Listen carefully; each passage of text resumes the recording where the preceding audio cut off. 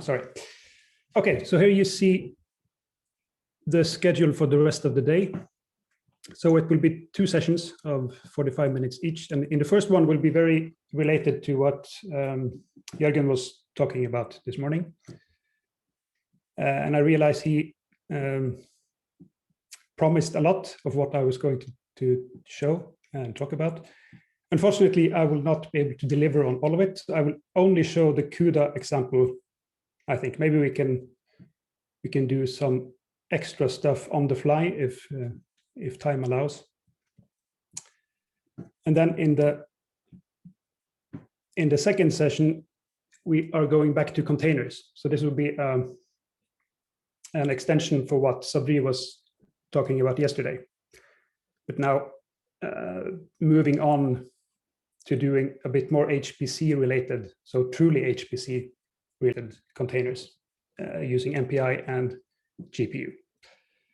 We'll probably not do the first session, which is the bring your own Cuda environment with a container. We'll probably skip that. But we'll do a real world example for how to run a container,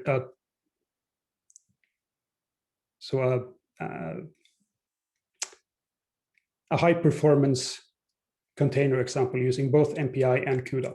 So if you remember from yesterday, Abdurrahman briefly mentioned that there were some issues with MPI and Cuda if we are going to run containers, and I will get into some of those issues. So first, I would just start by zooming out a bit, and I will bring your attention to the documentation pages. So if you paid attention to the earlier sessions this week, many of the tutorials and examples that we have shown are actually taken from our documentation pages. And then you might think that we are lazy and don't want to prepare new material for this course and by just reusing the documentation, but it's actually the opposite. So preparing for this course is a good opportunity for us to improve the documentation. So much of the material that has been presented is actually new documentation. So, and these 2 sessions is not an exception. So I will be using material from our documentation. Unfortunately, it's a bit, in my opinion, things are a bit scattered in our documentation. So it's not always easy to find stuff, but this is something that we are continuously working on improving. So for this first session, we'll go into this getting started tutorial. And here there's only a single tutorial. Or actually, first I could bring your attention to something else, which I will not talk about now. But if you are interested in more on GPU programming, you can go in under code development and guides. And here you will find many different tutorials for how to get started with different GPU technologies, and also on containers if you are interested in building containers yourself, not just using someone else's container. But we will not actually use any of these today. So I'll go back to the getting started tutorial on GPU computing.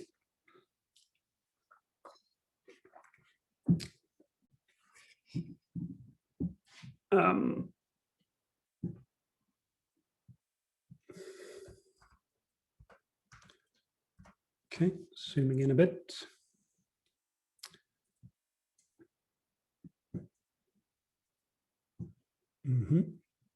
Okay, so Jürgen talked a lot about how to what all the great things that you can do with a GPU, and of course one of the main issues that you would face. So the first issue you would face is, how can I get a hold of them? and how can I find information about them? And again, so from the hardware specification page, still in our documentation, you can see that Saga has supposed to have 8 GPU nodes with 4 GPUs each. And the name of it is P100, stands for Pascal, this Pascal generation. And then if you want to, so see if I can bring in a terminal here. So here I am on the login node on Saga. So how can I find these resources? So one useful command for that, okay, let me increase the size of the window, is the sinfo. So this is a Slurm command that will tell you the different partitions that we have of hardware. Now you can see we have, so the regular nodes, they are several hundreds. We have some big mem nodes, which again are listed here in the hardware specs. So there should be 8 big mem nodes. And but what we are interested in is, of course, the accelerated nodes. And the 8 nodes that are listed, you can see them here. There are 4 which are currently fully occupied. And 1 is reserved, and that is for this particular course. So I will use a reservation for the demo that I will present here. And 3 of them are in a mixed state, meaning that they are partially occupied.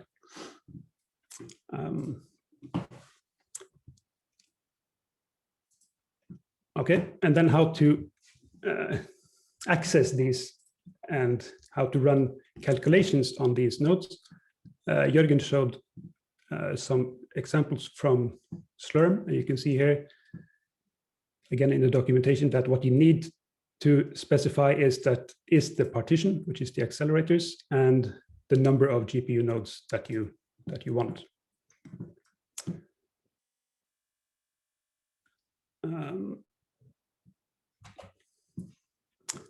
Okay, so then I will just try to test some things out here. So let's see if we can actually access one of these GPU nodes in an interactive session. So we have seen this before, the salloc command for allocating interactive jobs. I will ask for 1 node.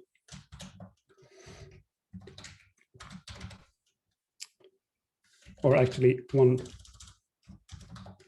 task, more specific. And I want the accelerator partition. And let's do 10 minutes for now. And I will also use the reservation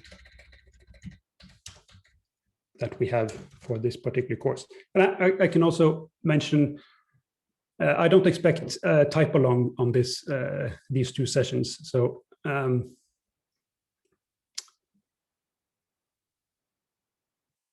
so I think it's better if you just follow along on what I do. And then, as I said, everything is written in the documentation, so you can go through it afterwards. Because I guess we cannot all use this same reservation at the same time. And it was called NN87K underscore GPU, if I remember correctly. Okay, and also an account.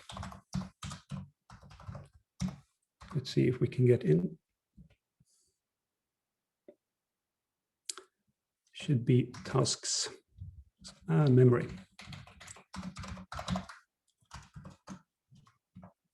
Let's take 1 gigabyte. Okay, so we see we immediately got a job on the C7 rack. And if you look at the information here on the partition, you can see that all the C7 nodes are actually the GPU nodes. Okay, so how can we get more information about the hardware? And this is a bit tricky for GPU. So you might be familiar with the ls-cpu command, for instance, to get information on your CPU hardware. So you can see that we have 48 virtual cores. CPU cores and some information about cache sizes and stuff, and the CPU frequency. Unfortunately, this will tell you nothing about the GPU. So we need something else to get information about that. And this something else, you can see here, is the command NVIDIA SMI. And if I have done things correctly, you should see that, oops, no devices were found. So what happened here? So on this node, the C7, there should be GPUs, but we don't see them. So let's just exit the interactive job and go back. So you can see I specified that the partition should be the accelerators, but I did not specify how many GPUs. And that defaults to 0. Oops. So if I now ask for a GPU, we get back into the same node, which should contain GPUs. If I now run the same command, NVIDIA SMI, now all of a sudden we see some information. And we will get back to some of the other type of information in this. But this is sort of like the top of GPUs. So here you will find both the name of the card, so it's Tesla P100 something something, and the version of the driver and the version of Cuda, and also information about the processes. But now you can see there are no running processes on this particular GPU. You can also see we only see one GPU here, even if the node has 4 GPUs. So Slurm will hide the other 3, just as it hide all of the GPUs in the previous interactive session. Okay, let's go back to the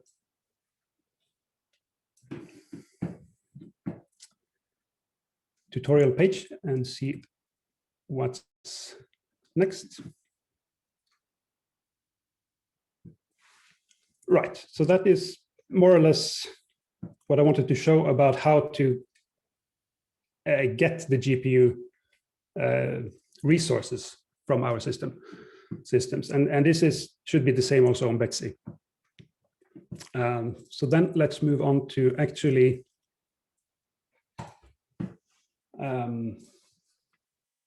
compiling a code and try to run the code on the GPU. So ideally there should have been all the different examples that Jürgen showed, but I only have the Cuda one here for now. So there might come the SYCL and OpenMP examples shortly in the future. But there's also one example with TensorFlow in Python, if you're more familiar with that, but I will not go through this. So it does more or less the same. It's not, sorry, it's not exactly the same source code, but the purpose of the tutorial is the same. So I will go into the Cuda one. So this is basically exactly the same source code that Jürgen showed just before the break. I've added some extra print statements here just to make sure that things are running correctly, so that we get some kind of feedback from the calculation when you run it. So I print at the start and the end, and also I print out some of the resulting values. So if you remember, we are first setting up 2 vectors, A and B, and if you paid attention, so the values here are sine squared of a number plus cosine squared of the same number. And from your basic mathematics, you should hopefully remember that this should always equal 1. So that's a good way to test that we are actually able to calculate things correctly. So if we print out this, it should print 1 for all entries in this vector. Here I've just chosen 3 random positions in the vector. So this particular tutorial. So the main purpose here is not really to work on the Cuda part and the optimization part, and it has nothing to do with performance or anything, which perhaps is a bit weird in a Cuda context, but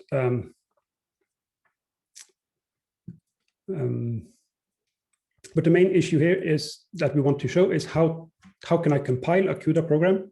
So if you want to venture into Cuda programming, how can I compile a simple test case on Saga, and then how to request GPU resources and run the program. So we have already touched upon the first part there, but then also how to monitor the GPU utilization. So that is something that is perhaps a bit difficult to get started because, and this goes also back to most of the topic from the second day of this workshop. Then we talked a lot about how to make sure that your code is running more or less optimally, or that is actually using all the resources that you throw at your program, so that you're not wasting a lot of expensive resources. And this, of course, is really important also for GPUs.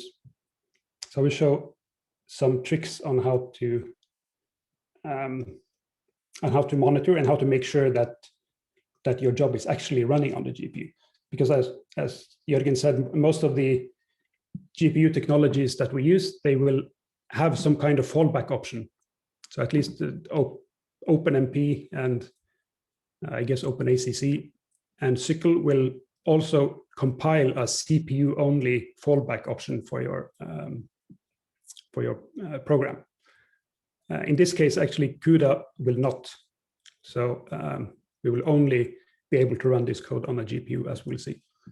But then it's really a question of, okay, I have a GPU code, I've compiled it for GPU, and I'm running it on a node or a machine that has a GPU available, but you're still not sure whether the actual source code is executed on the GPU, because it might fall back to the CPU for various reasons.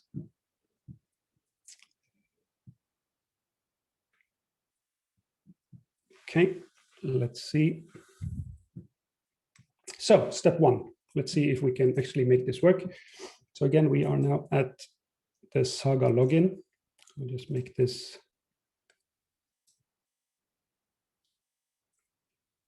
that. And I will go now to just to start completely fresh. I will go to the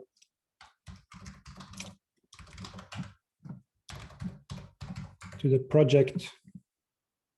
Oops, actually, I'm still on the interactive session from before. I will exit this for now. So now I'm back on the login node. So, and also if you see me typing in strange things, please interrupt me and tell me along the way. So again, back to the projects directory for this particular course. And I guess most of you will have access to this. You can see here, there are some material from the previous days, and different users have been testing out stuff. So I will make my own directory here, go into that, and just for this first session, I will start fresh. So there's nothing here now. Okay.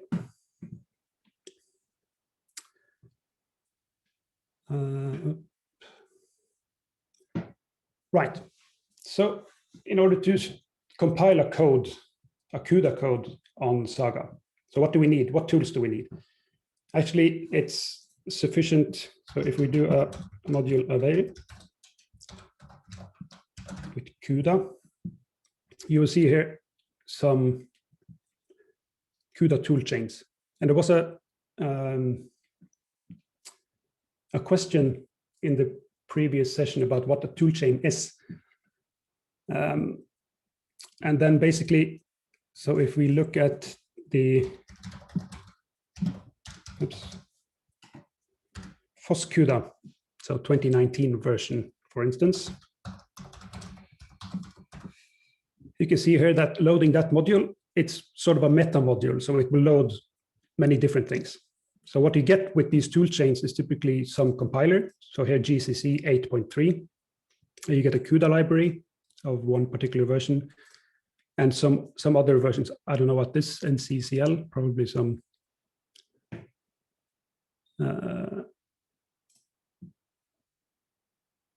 some kind of useful library. We get OpenMPI of one particular version, and BLAS for math library, and FFTW for is another math library, and so on. And the main thing here is that everything here is built using the same core compiler. So we have the GCC is sort of the backbone for everything here. So you know that everything here is compatible and will work together. Okay, but I will go back. I will not use this FOSS Cuda. So I will purge. Oops. Purge all the modules. So now I'm back to a clean slate. But I will instead, for this, I will need only the Cuda module. So this will provide me with a Cuda compiler and Cuda libraries for building the Cuda code that we have in the example. So I will load this. And I choose the latest version that we have available now, but that shouldn't make a difference.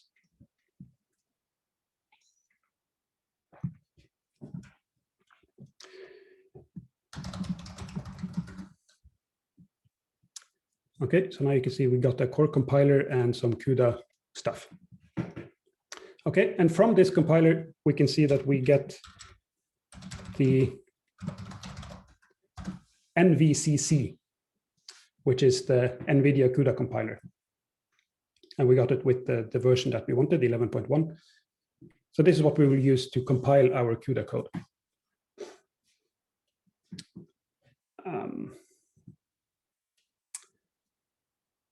Okay, so then what I will do is just to copy this source code as it is.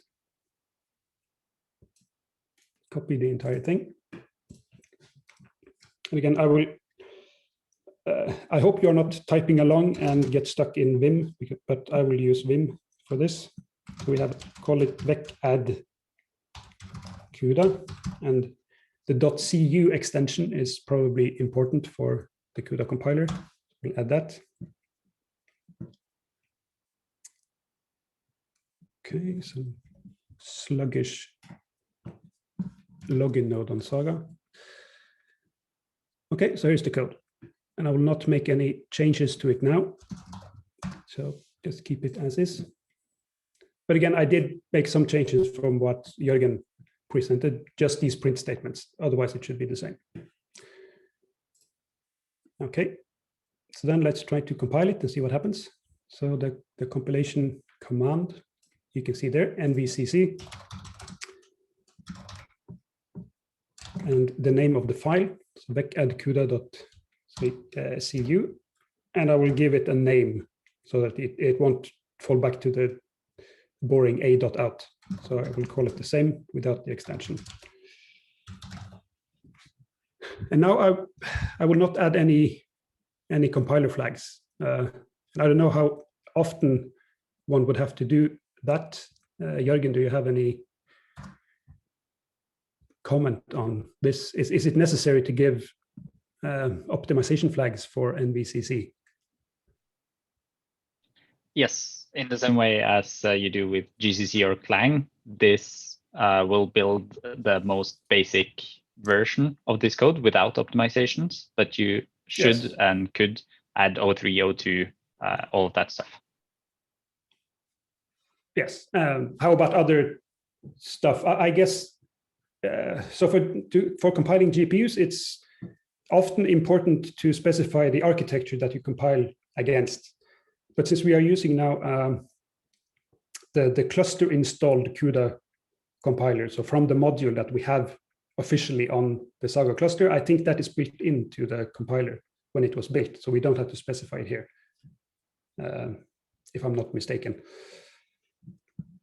But sometimes you might have to add something like GPU architecture architecture here or something like that.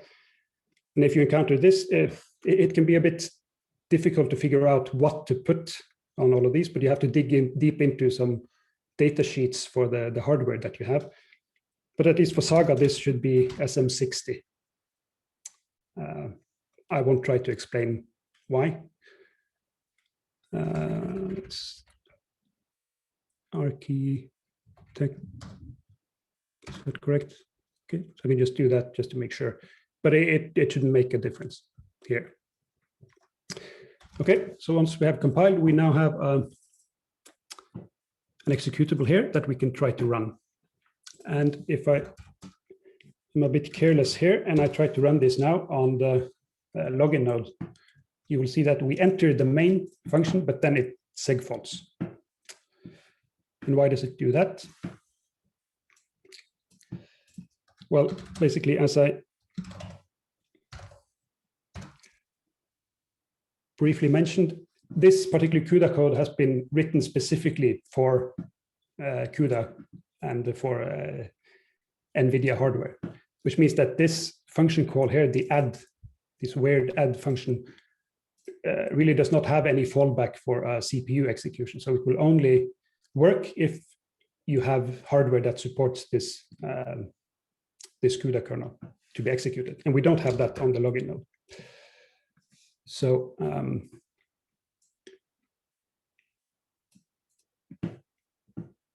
so that's why it fails there. So then step 2 is how to run, try to get this code actually running. Then again, we have to specify or ask for some GPU resources. And I will again do this with an interactive session. I'll just reuse the working command that I had just before. I don't know how long this is going to take. So here we should get one task on a GPU node with one GPU attached. And since we're using the reservation, it should go quickly through, hopefully.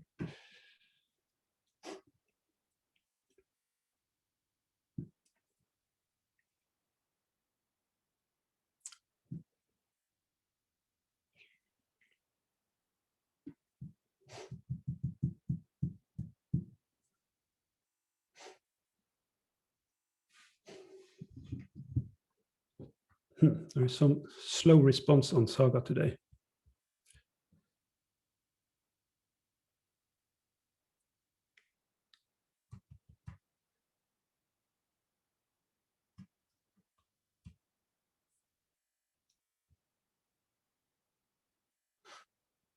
Okay, now we are back on the GPU node. Let's just make sure that we can see a GPU. Okay, we can see GPU, but there are no running processes. Okay, and then let's try to run this code here. And now it works. So now we enter the main and we print out these 3 elements, and they are as expected, giving a value of 1, and then we exit successfully. Okay, so this is pretty good. We have now actually been able to launch our first GPU accelerated code.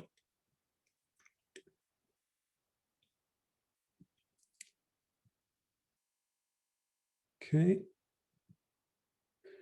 Yes, and then, so just a note for this. So the next step, step 3, is of course to try to monitor the GPU utilization and try to make sure that the code is actually running on the GPU. But in this case, as I just said, the fact that it finishes successfully means that it is able to utilize the GPU, since we do not have this fallback option for running on the CPU instead for this particular example. But in general, you would really want to make sure that your code is actually using the GPU resources, because that's not always the case, even if you have GPUs available. So step 3, we'll try to monitor the GPU utilization, and then we could try to, so what you can see here is that there will show up a process here in the NVIDIA SMI when you have something running that is using the GPU. Unfortunately, this particular example is a bit too small to show this. So we will do a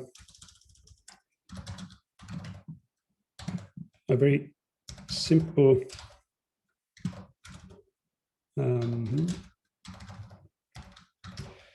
modification to our code, stupid modification. So we'll just copy the source code into some new file called loop add Cuda. And around this actual work that we are doing, I will add the lines that are highlighted here. So I will just loop over this thing 100,000 times. So really stupid thing to do, but hopefully we will now be able to, we'll get enough work so that we can actually capture something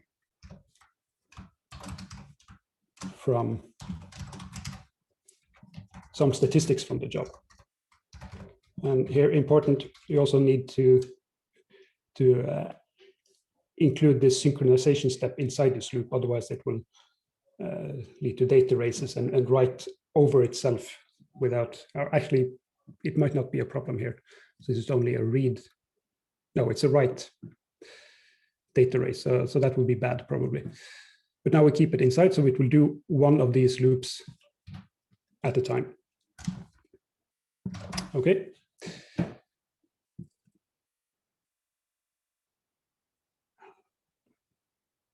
And then, okay, so what we can try to do now is first to run it in the interactive session that we are now. So we'll try to compile it again. Let's make sure that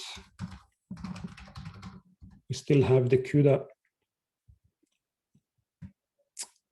module loaded, yes. So NVCC. So we compile this loop version instead. And I give it a similar output name.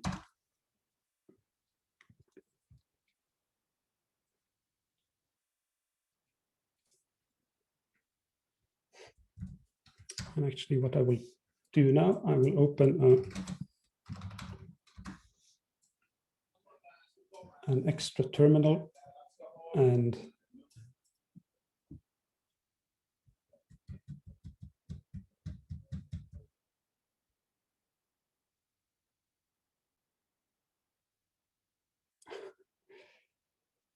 okay, again, Saga really slow. And then I will just SSH into the C77 node, so the same node that we are on. So we now got a job on this C77 node. This means that I am allowed to SSH into that node from another process. So,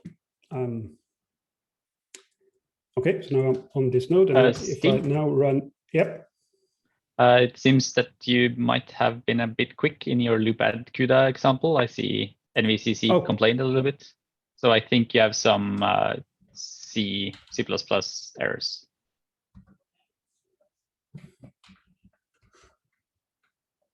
Ah, there's missing an I there.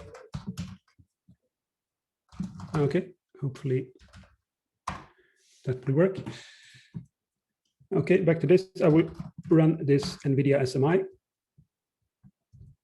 And now, okay, if you pay attention now, you can see I actually see all 4 GPUs now. So they are all listed 0 to 3. This is because I SSH'd into the node.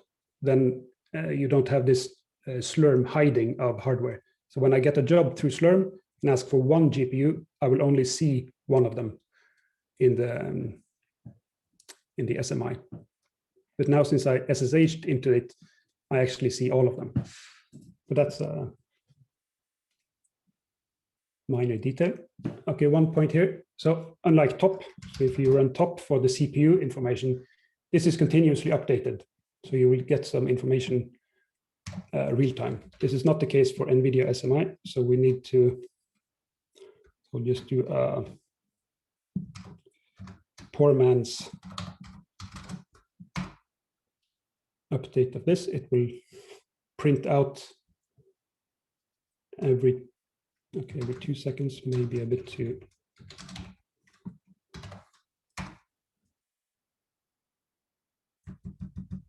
Okay, so now every second it will print out the information from this.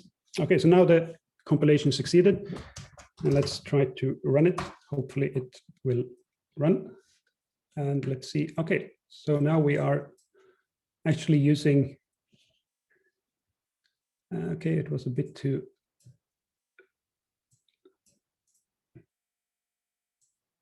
short perhaps. I will run it again. And there should show up one process down here, hopefully. Yes. So here you can see our program appeared in the SMI and it was running the second GPU. That's weird because it was the third GPU that showed some utilization. And it's still showing some utilization. That's a bit strange. I think that's just ghost utilization, Stig. It actually showed up on GPU 2. Okay. Right. So let's go back to, oops, not go back to Slack. Let's go back to this here. And of course, this is a bit inconvenient that you have to SSH into the job and watch manually for on the NVIDIA SMI to get some information. So we will do this in a job script instead. So just show how you can achieve the same thing in a job script. So okay, again, I will exit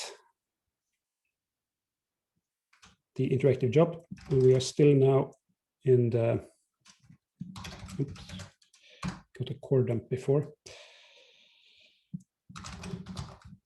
And I will do create the job script here. And I will copy all of this.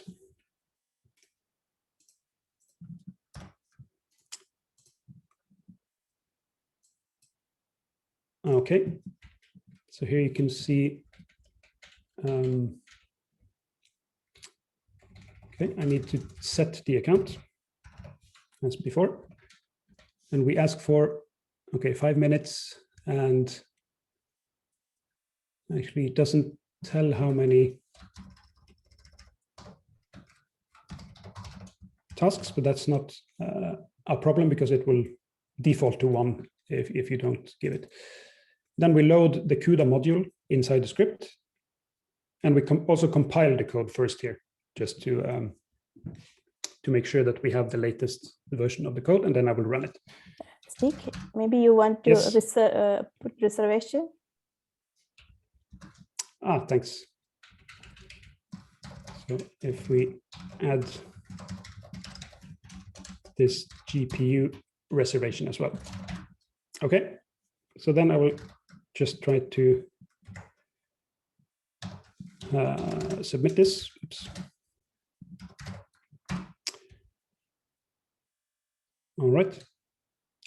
Oh, and just to clarify, if you go back here, there's nothing about monitoring the job here yet. So this is just compiling and running the code with GPU. So we will add the monitoring step in a while. So let's see.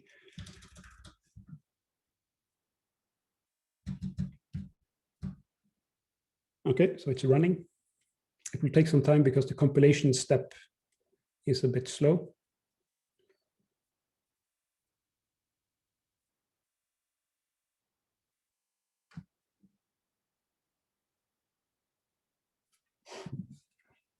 Okay, but while that is running, I can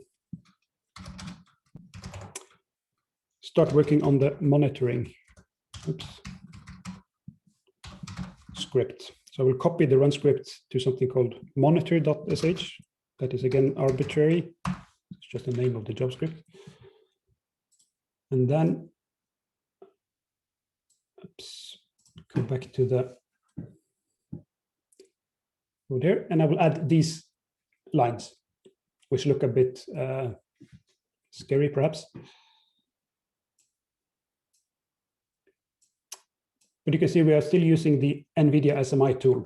So that's the basic for what we are trying to get information from. And all these options basically means that we are not doing it interactively as before, where you got the information printed on screen. But we get it just as a data in a comma-separated value list of data. And we get specifically the timestamp and the utilization of the GPU and the memory.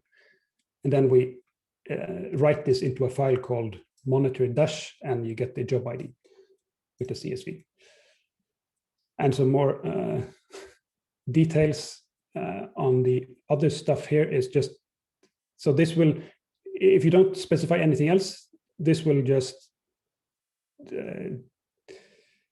stop the job, or it will just hang here and it will not proceed any further. So that's why we add this ampersand in the end, so it will run in the background. But then we have to capture the process ID so that we can kill it afterwards. I don't know if that's actually necessary, or it would just die when the job dies anyway, but this is the correct way of doing it. So that this will query this information while our calculation is running. So that's the main point there. Okay, so I will copy this.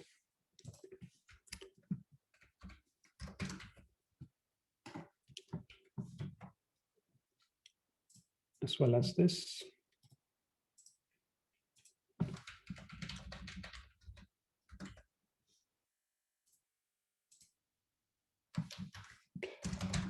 Right, so I write and quit. So let's see if the job finished.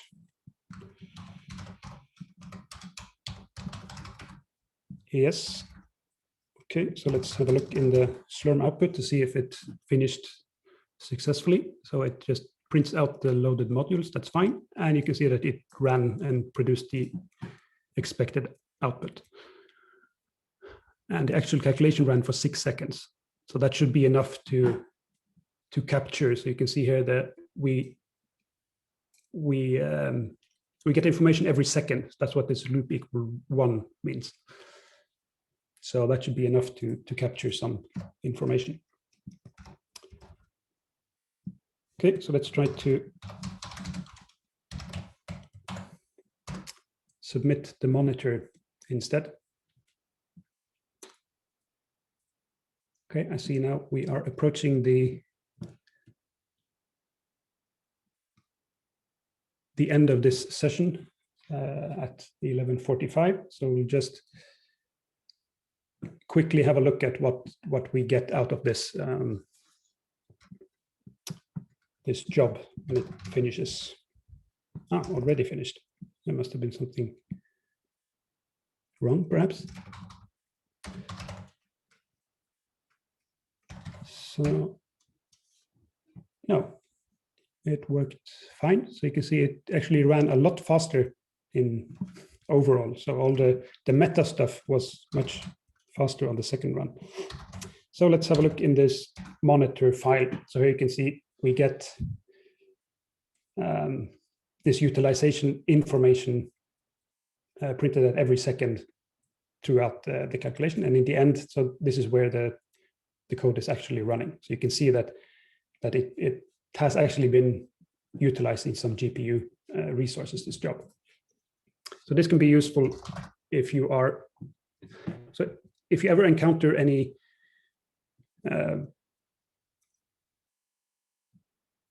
a program that is GPU accelerated. So if your favorite program all of a sudden comes out with a GPU version and you're unsure of how to use it or if it's actually working, then this can be a useful tool to make sure that you are actually using any of the resources. Okay, so I don't know if we have time to do much more at this point. So I suggest we just take a break and then we can come back at 12.